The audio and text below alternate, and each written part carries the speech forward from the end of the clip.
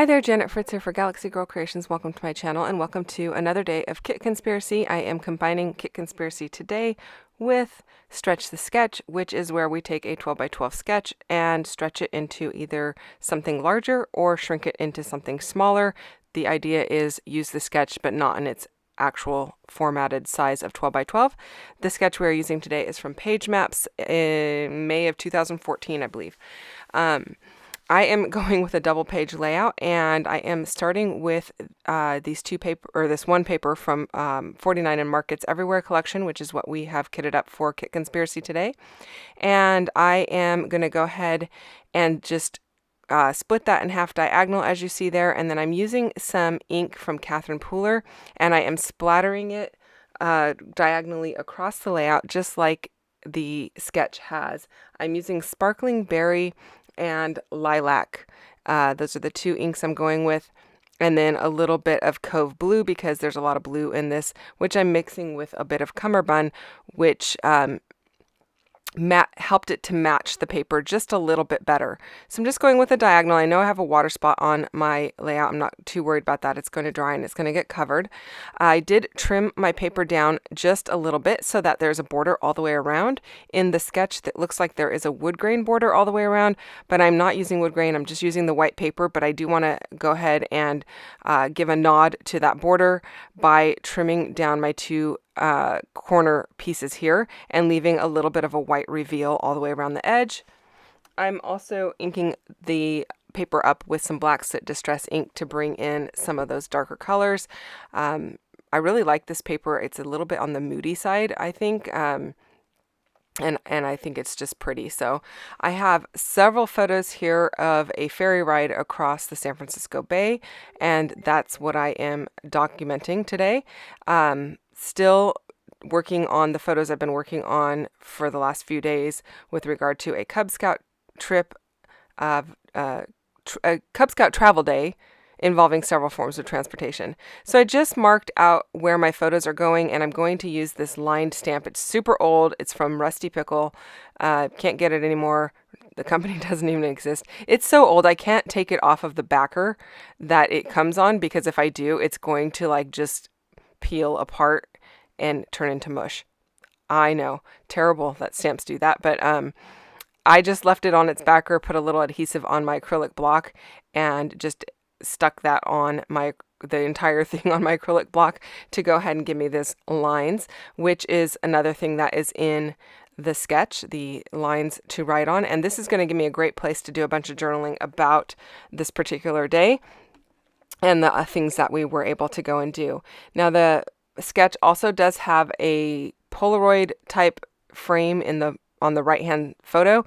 I'm just going to use one of the frames from this particular collection, and then rather than putting the paper behind where the title is, I am going to use a large frame, and I really like that. I'm also using a title from this particular collection that just says "Here We Are," and I'm going to use this piece that says "Adventure." It was a kind of an adventure. The entire day was an adventure of travel, going by train to trolley to cable car to ferry and back again, after a bunch of stuff that we did over on Angel Island. So I'm just working on figuring out what pieces I want to layer up. I know I want to bring a little pink up into the upper right hand corner, so I'm going to use that Admit 1, and then I'm using a tab down in the bottom, upper left hand corner, and then a tab down in the bottom right hand corner. I'm also going to use some of these rub-ons, but I am not going to leave them whole. I'm going to die cut them apart because I want to create my own bunting like the bottom of the left-hand photo has, and I'm going to use some pieces that were already pre-cut from the ephemera pack that we are using, but I have this little bunting flag piece that I'm going to run through my die cut machine over the top of those rub-ons. And I know that might seem kind of like counterintuitive that I'm using the rub-ons for that and not for something like on the background, but I don't have anything in that I need to use a hot air balloon for, and I thought it would bring the colors in really nicely to this bottom left-hand corner. And I don't really, like I said, I don't want the hot air balloon in total. I just want bits and pieces of it because I don't want it to look like a hot air balloon. I want it to look like it's just a piece of mixed media paper that I've cut up. And I really like the way that that's looking. I did cut extras. Actually, it comes so that you can fold it in half over like a string, but I did not want to fold it in half. I just cut it in half so I have plenty of extras. I'm also using a little bit of ink left over from that was in my paintbrush, and I just went right over the top of it with a little bit of lilac, and I like how that looks as well. It's not really dark, it's very subtle, and that's kind of the thing with this layout. There's a lot of subtle color on here, but it's a very clean looking layout. So I felt like my little banner pieces were a little bit short for the size of my photos and everything. I needed to make things a little bit taller and give some added dimension. So I took the 3 of the branding strips and glued them down to a piece of white paper, and then I used a label punch, to go ahead and punch out the 3 pieces of paper together, and that's going to form a little bit more of the bunting. I'm going to layer them up so that I have multiple pieces, and these ones hang down a little bit more, and I like that a lot better. So I did the same with the that dark blue piece. It was a punch. I just used a Stampin' Up! Punch to punch those out, and then I'm looking really quickly through the ephemera bits to see what I have. I have this one that's a tag. I'm going to use that. And then I also have a ticket that I'm going to use, a large ticket, and then a small admit 1 ticket. And so I'm going to layer those up as well. I don't want it to be as long as that large ticket piece that I have there, so that one is going to get cut down. But the admit 1 will stay in its original shape there. And that's just giving lots of layers and dimension over to this particular area that I'm working on. And I really like the way that it turns out. This is not something that I've actually done before with all of the layered bunting pieces, but I think it'll work really well. I'm inking all of those up with some Black Soot Distress ink just to go ahead and give a lot of definition. And then here I am going over a couple more of these pieces with a different paintbrush that has a little bit of the blue left over in it, so they're not all identical. And I like the way that that is looking. I'm going to go ahead and get my photos placed. That one is of my husband. I have blocked out my son's face per his request, mostly because I guess, you know, he works for Meta, and he has told me that the AI out there is getting really crazy, and he would just prefer it. So, you know, respecting his wishes. So, yeah. In that very first picture, I didn't block out any faces because you can't really see their faces anyway. They're really smudged. It's a reflection. You can see that it's them, but you can't really see their faces. So I didn't really block those ones out. And I don't think the bird cares. So anyway, using a little liquid glue to adhere my frame down and hold it in place. And then I'm going to go ahead and use a little foam underneath my photos that are popped up on top of this frame, because I want to give a little support to those so that they don't get bent in the album when all is said and done. That frame is made out of chipboard, so it's got a little bit of added lift to it, and the foam that I'm using is just the Walmart foam that is adhesive on one side, and then I use a little liquid glue to adhere it down to the layout, and that works really well. And it is pretty close to the same size as, or height as, the chipboard there, so that works really well. So I do have this little notch in where the title is, to the left of the title, so I am going to put that pink ticket there where it just says admit 1, and again I am inking it up with some Black Soot Distress ink, but that's going to kind of take up that little area there just so that I don't have a weird void. And I like the way that that looks. It's kind of framed by the letters, and I think it looks really good. So I am also trying to figure out where I'm going to put this piece that says adventure. I decided to put it after the R of here. I kind of toyed with the idea of making it a little higher, but I end up putting it after the R of here, and I just kind of leave that little space open. Kind of toyed with the idea of putting a geotag in there, but I didn't like the way that the geotag looked next to the big loop on the H, and so I just decided to leave the geotag off and just leave it as it is. I am going to add a date above the word adventure. You don't get to see that on camera, but it will be in the still shots. And I do add a few enamel dots to each one of my embellishment areas, which I also did not catch on recording. So you're going to see that in the close-ups as well. While I work on getting my bunting pieces placed. Oh, I thought I would mention these top pieces. I'm putting glue on those.